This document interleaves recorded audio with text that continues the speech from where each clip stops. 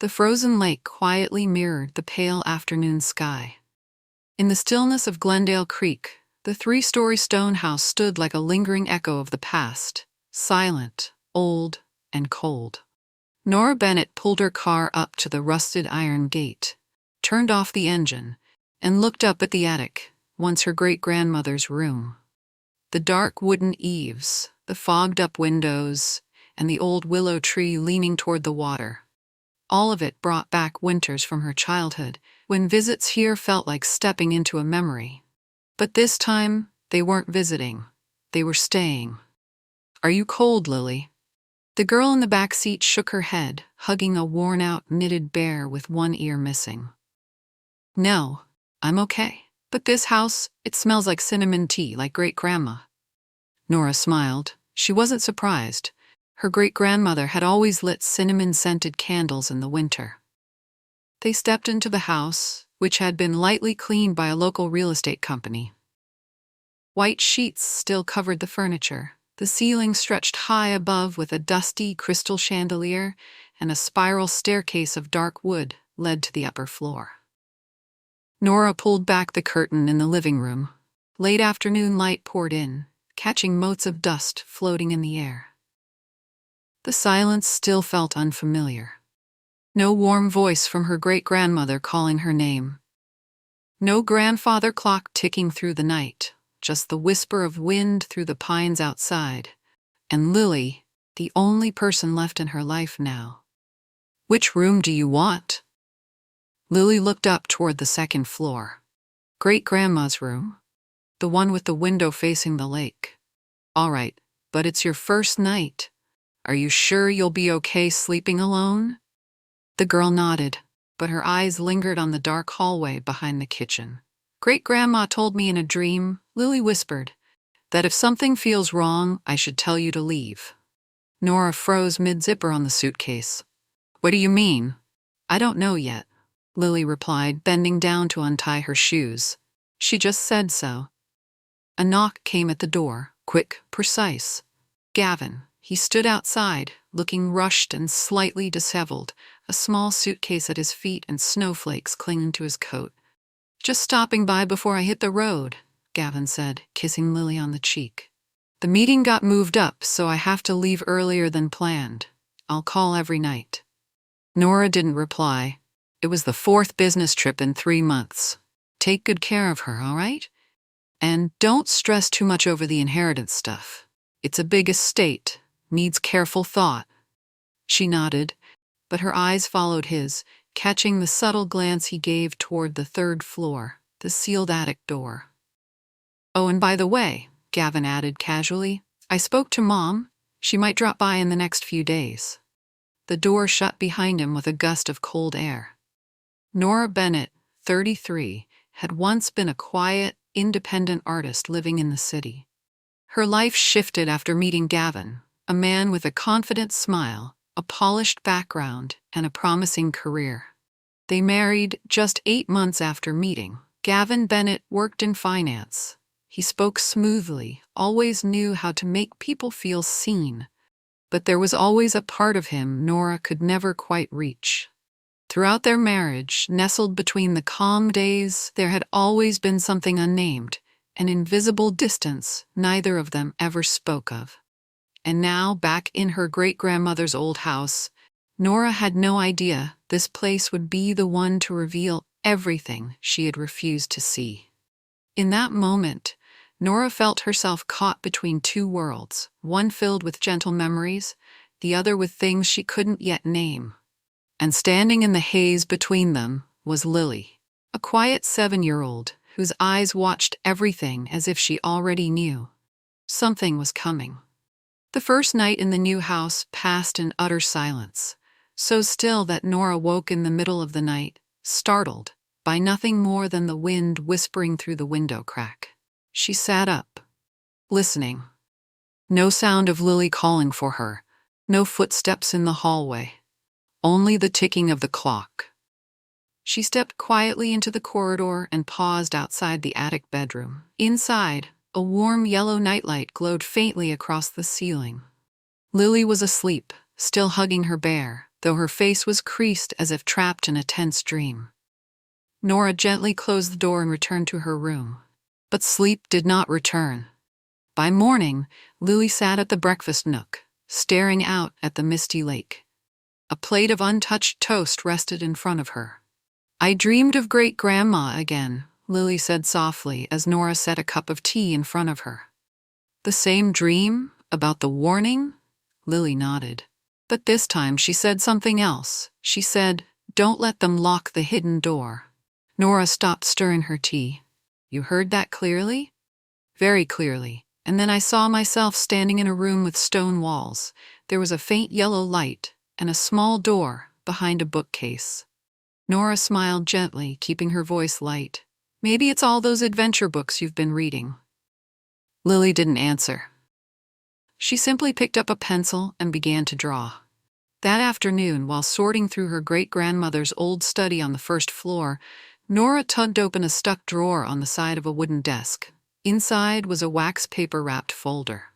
Amidst the mess of old documents, a faintly metallic blue page caught her eye. A copy of a life insurance policy. Insured, Nora Bennett. Beneficiary, Gavin Bennett. Date issued, 10 days before the funeral. Nora gripped the paper. A chill raced down her spine. Gavin had never mentioned any insurance.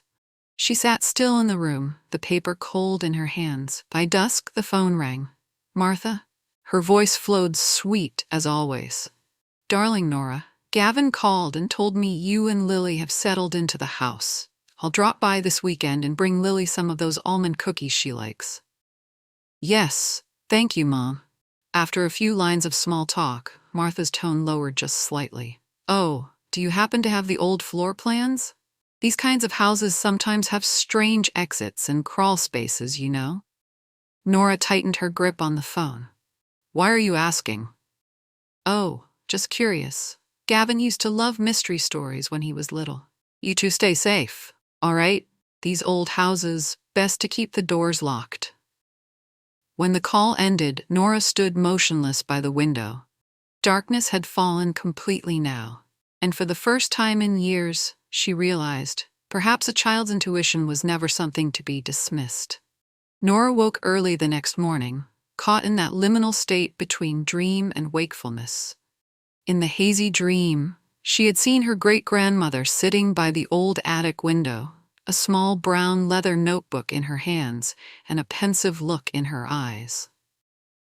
She hadn't said a word, but as Nora moved toward her, the woman turned her face away, and the scene dissolved like fog in sunlight. Lily was still asleep, curled under the warm blanket, her bear tucked in her arms. Nora stepped quietly downstairs into the faint light of dawn, the unease from the day before still lodged in her chest. The study smelled of old paper and dried flowers. Everything seemed untouched since the funeral. The worn armchair, the towering bookshelf, and boxes labeled in fragile, slanted handwriting. Bills, taxes, private letters, 1998, legal copies. Nora opened each box, not sure what she was looking for, only that her hands refused to stop. At the bottom of one old box labeled "Bank Records Do Not Touch," she found a small brown notebook, nestled beside a yellowed envelope. Inside the envelope was a photocopy of the same life insurance policy she had found the night before. But this time, there was a handwritten note in the corner. "Be careful. Don't trust him, G." Nora recognized the handwriting instantly. It was her great-grandmother's. She opened the notebook. Most of the pages were scattered notes, doctor appointments, utility reminders, but halfway through she stopped at an entry. "Gavin came asking for investment," spoke sweetly, but his hands were shaking. "Checked, his company is deep in debt. Refused him. Pressed me about the will. Strange, didn't tell Nora yet. Need time to be sure." Nora clutched the notebook, her throat dry. She had known, she had suspected, and she hadn't made it in time to say anything. That afternoon, while Lily was sketching in the living room, a knock came at the door. A tall, lean man stood just beyond the gate, wearing dark glasses and holding a paper bag. "Sorry to intrude," he said. "I'm Jasper Lynn.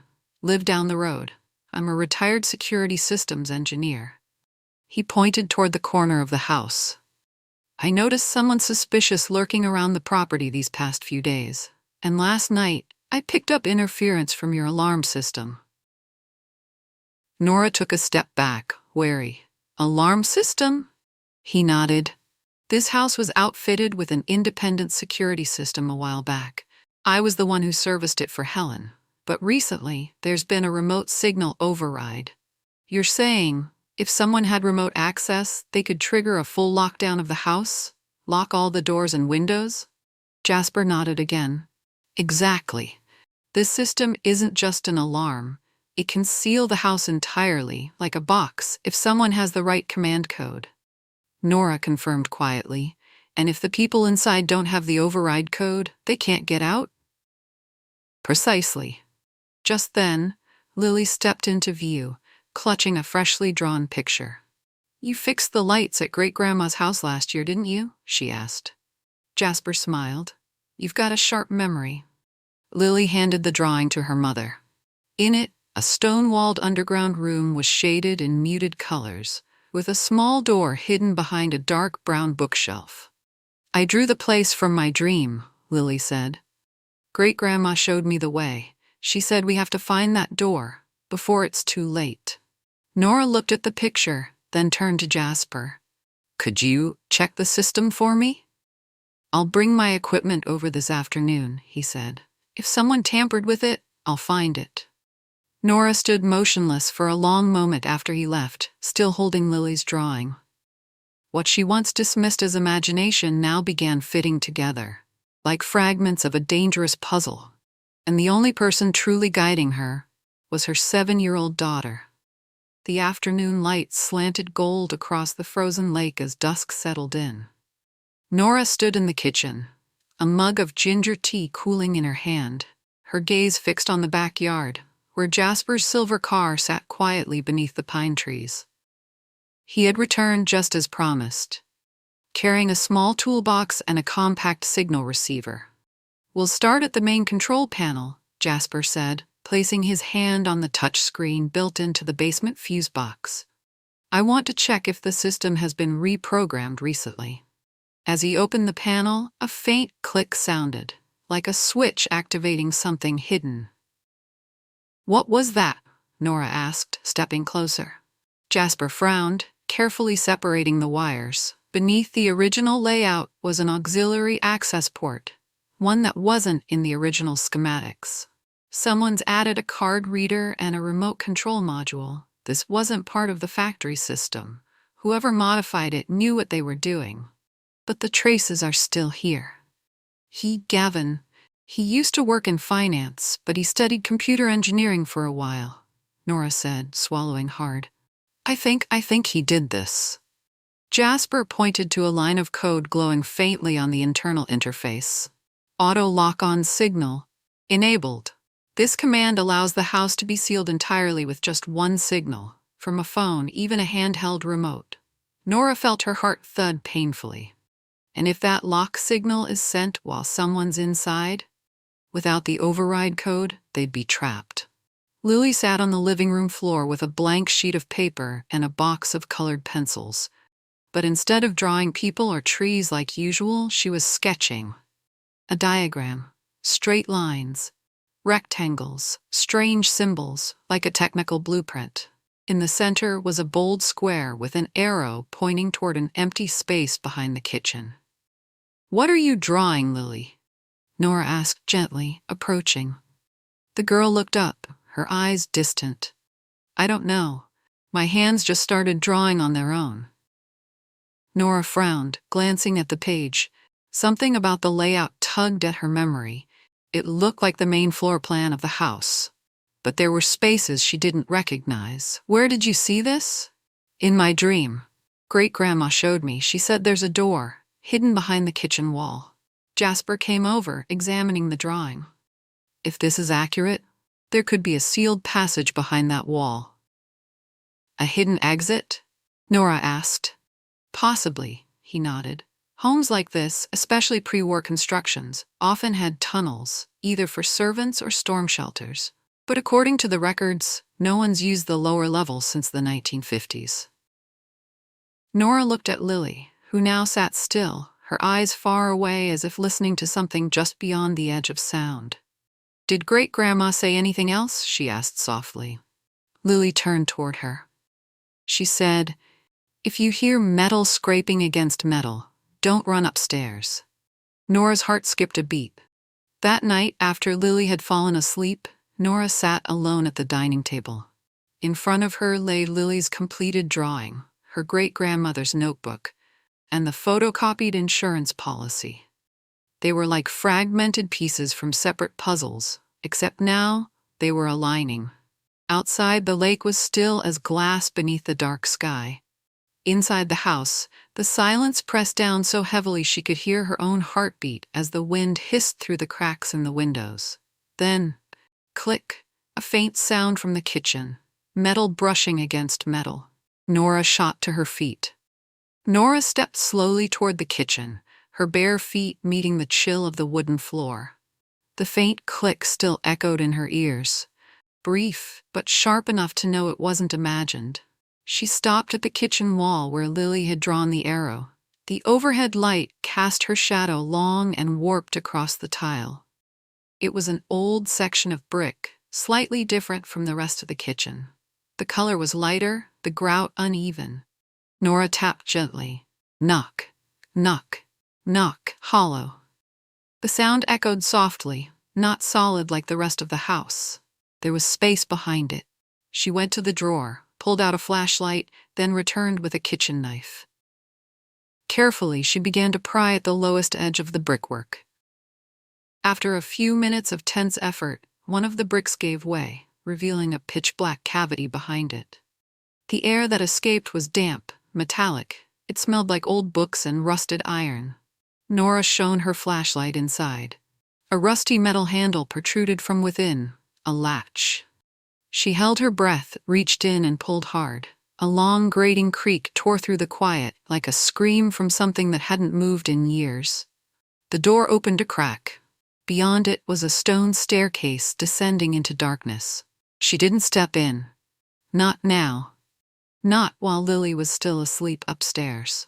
The next morning, as Lily nibbled her toast, Nora sat across from her, gently placing a hand on her daughter's shoulder. "Lily, are you sure? Great-Grandma told you about the stairs beneath the kitchen?" The girl nodded, still chewing. She said, "If the house gets locked, we have to use that way. But only if you believe me." "Like you believe me?" Nora asked softly. "More than that?" Lily replied, then smiled.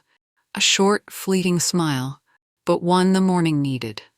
That afternoon, Jasper returned to finish checking the security system configuration. "You said you heard metal last night?" he asked, plugging new lines into a handheld analyzer. "Yes, and I found a hidden door behind the kitchen wall," Nora said. Jasper looked up, not surprised. "Then we should inspect it right away. I brought a thermal scanner. If there's a passage, it'll show up." When they reopened the hidden door, the air turned sharply cold. A gust drifted up like the exhale of something long buried. Jasper pointed the scanner down. A faint 3D map appeared on the screen. A narrow stone corridor leading toward the edge of the backyard. "Goes somewhere, maybe the old shed. But," he paused, "there are signs of movement down there? Recent ones? Doesn't look like rats." Nora gripped the flashlight tighter. That night, while Lily flipped through a picture book, Nora's phone buzzed. Incoming call. Gavin. She let it ring a moment before answering, keeping her voice neutral. "Everything all right?" Gavin's voice came through cheerfully, as always. "Good. Meeting wrapped up earlier than planned. I'll be home first thing tomorrow morning." "You didn't say anything earlier?" "Wanted to surprise you both." A pause. "Oh, and make sure the security system's on tonight, all right? I heard about some break-ins nearby. Keep those windows locked, will you?" Nora nodded, though he couldn't see her. "Okay, I'll lock everything." She hung up, then looked upstairs. Lily was already asleep. Nora made her rounds through the house, checking every latch and bolt, but she didn't activate the system. She knew too well that system was the trap. In her coat pocket was Lily's hand-drawn map, and a second phone, already recording. If Gavin really returned in the morning, then tonight was the line between survival and never making it out. 3:47 a.m. The red numbers on the digital clock blinked faintly in the dark. Nora opened her eyes before the alarm ever went off. Her heart beat slow and steady, as if her body had sensed the warning before her mind did. She turned to Lily, still sound asleep, arms wrapped tightly around her stuffed bear. There wasn't much time. Nora moved quickly down to the kitchen, opened the fridge to grab a water bottle, and tucked it into a backpack along with a few energy bars, a pouch of cash, identification papers, a file folder, and Lily's hand-drawn map. In the pocket of her coat was a second phone, already set to record since the night before. She returned to the bedroom, leaned over the bed, and gently touched her daughter's shoulder. "Lily," she whispered. "Wake up, sweetheart. Don't say anything. We have to go." The girl opened her eyes immediately, as if she'd been expecting it. She didn't ask questions, just nodded. 4:02 a.m. Back in the living room, Nora opened the drawer beneath the coffee table and took out an old phone they once used for music. She switched it to continuous recording, then quietly slipped it between two thick books on the shelf near the front door. 4:05 a.m. Nora and Lily stood before the hidden door behind the kitchen wall. Nora reached for the latch once more. The hinges creaked loudly in the silence, the kind of sound that announced an irreversible decision. "You go first," Nora whispered. "Be careful. If there's a fork, wait for me." Lily nodded, climbing down the narrow stone steps, the beam of her small headlamp flickering through the dark. Nora followed, pulling the door shut behind them. The tunnel was tight, the ceiling low. The air smelled of damp stone and old dust. Each step echoed faintly, like the house whispering behind them. After 10 minutes of crawling through narrow bends, Lily stopped. In front of them stood an old wooden door, fastened shut with a rusted chain latch. Lily turned to her mother. "I think this is the old shed." Nora twisted the latch, the door cracked open, and the pale light of early morning spilled in. 4:15 a.m. As the two of them emerged from the passageway, far behind them, at the house by the lake, a black SUV had pulled up at the gate.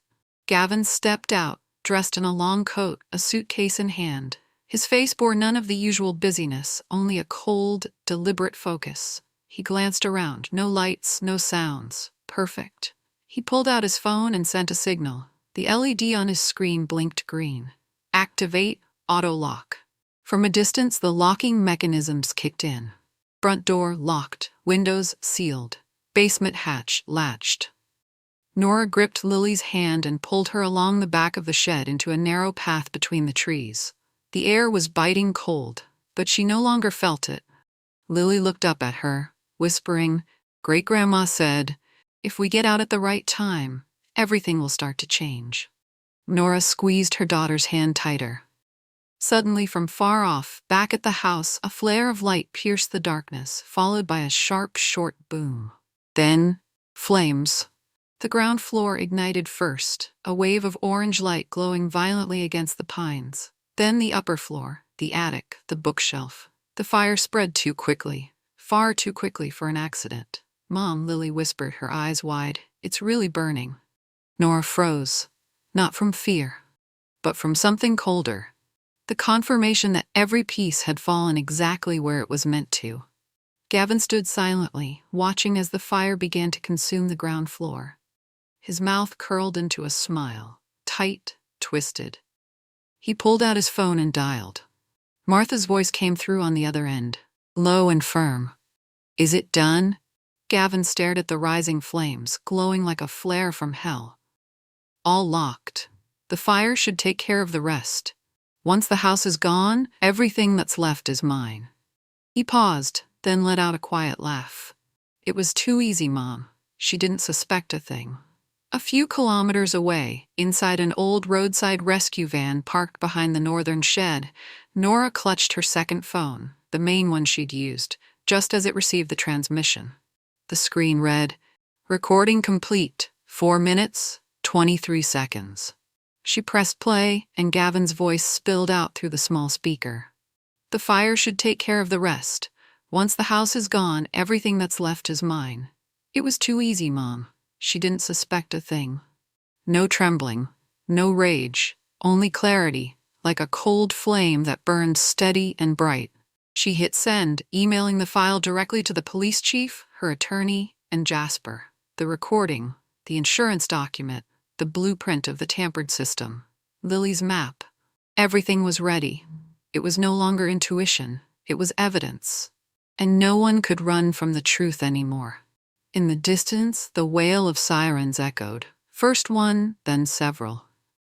By the time the first responders arrived, the lakeside house had become a glowing heap of ash and cinders under the pale dawn mist. Local police, firefighters, and EMTs quickly blocked off both ends of the narrow road leading to the estate. Neighbors huddled in scarves, watching silently from a distance, disbelief etched on their faces.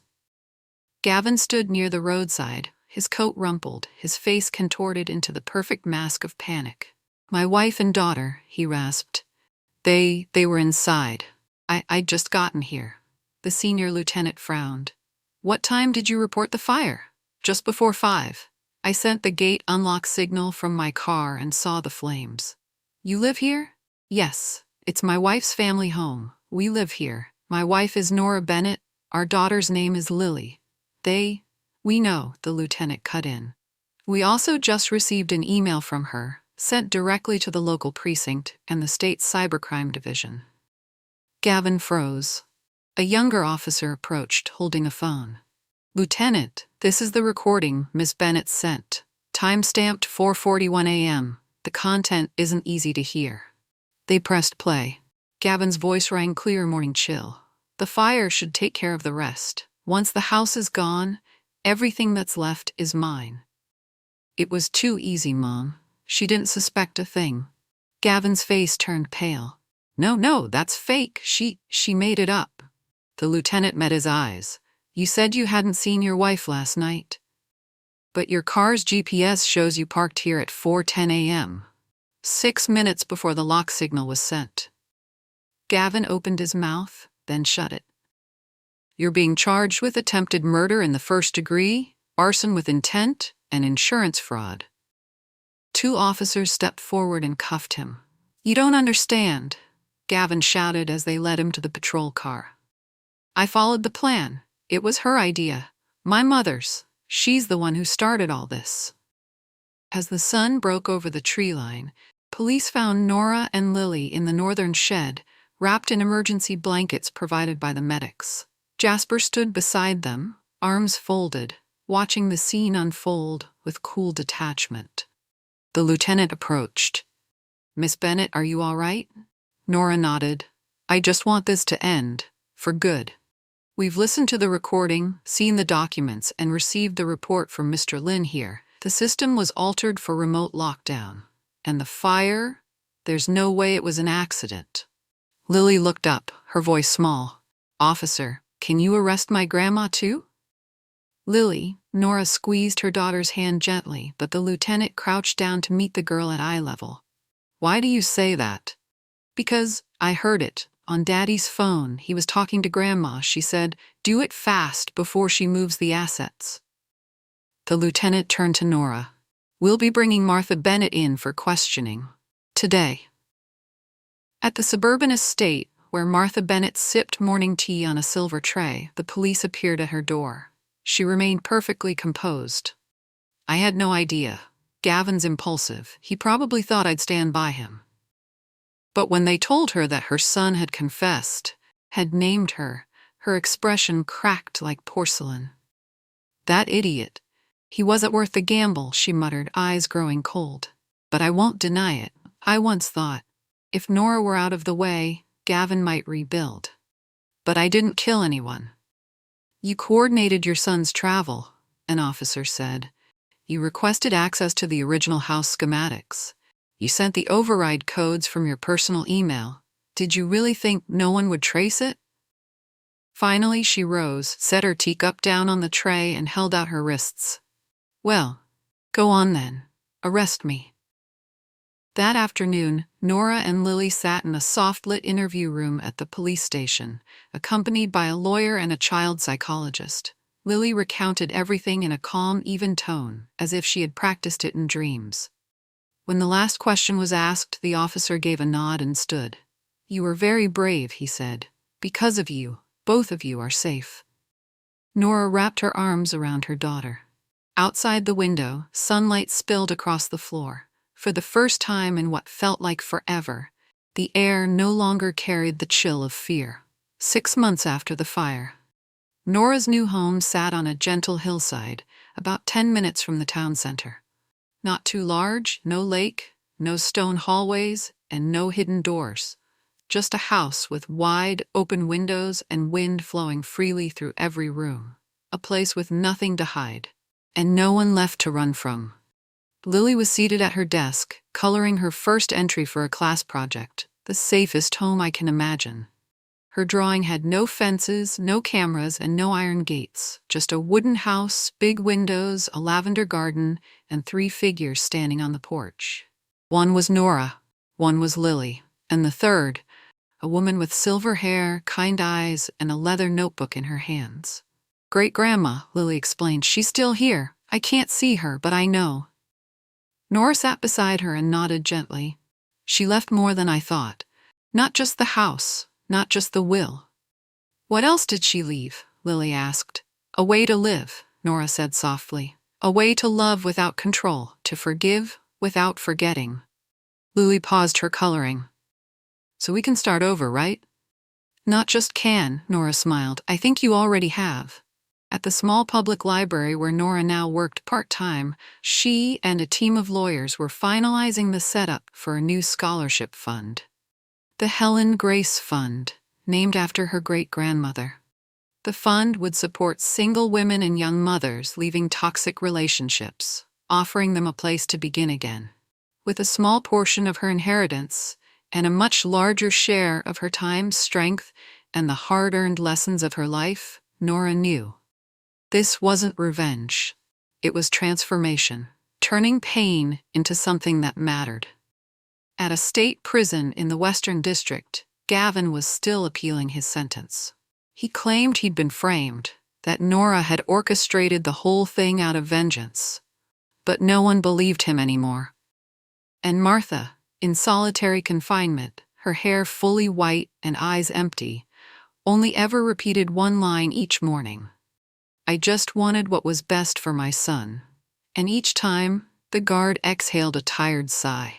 One autumn afternoon, as winds swept across the hill and leaves scattered across the porch roof, Lily brought out a cup of hot cocoa for her mother. "My teacher said my drawing will be hung in the community center," she said proudly. Nora took the cup, her eyes lighting up. "That means our house will be there, for everyone to see." "Not our house, Mom," Lily smiled, "but the idea of a place everyone deserves to have." Nora leaned down, wrapping her daughter in a quiet hug. And in that moment, she understood. The safest house in the world isn't one with the strongest walls. It's the one where a child can dream, believe, and speak the truth without fear.